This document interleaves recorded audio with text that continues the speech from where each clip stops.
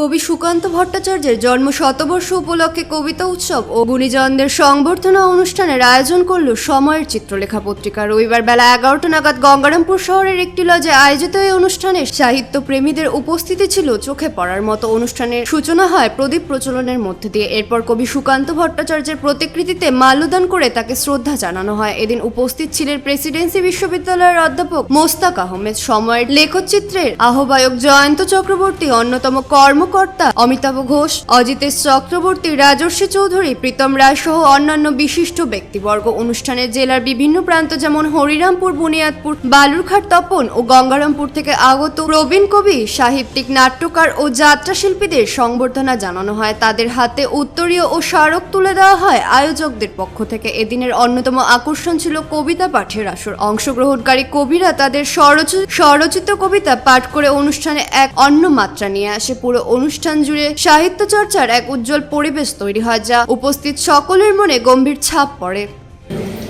এই সময়ের লেখাচিত্র পত্রিকা তাদের আহ্বানে আজকে আমরা সেই বালুরঘাট থেকে এসেছি। এটা ভালো লাগছে যে আজকে জেলা জুড়ে সমস্ত দক্ষিণ দিনাজপুর জেলা, আজকে দক্ষিণ দিনাজপুর জেলা একটা সংস্কৃতির জেলা হিসেবে চিহ্নিত হয়েছে।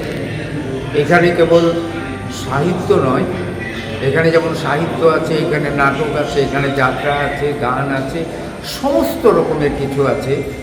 এই যে ছোট্ট একটা প্রান্ত সীমায় আমাদের পশ্চিমবাংলার মধ্যে বোধহয় সব থেকে ছোট জেলা, তো আজকে এই রকম একটা এই যে জেলায় দাঁড়িয়ে থেকে আমরা যে কাজগুলো করতে পারছি এবং এই যে পত্রিকাগুলোর জন্ম হচ্ছে এবং তারা চালিয়ে নিয়ে যাচ্ছে বর্তমান প্রজন্ম, এটা আমাদের কাছে একটা বড় পাওনা এবং এটা জেলার পাওনা।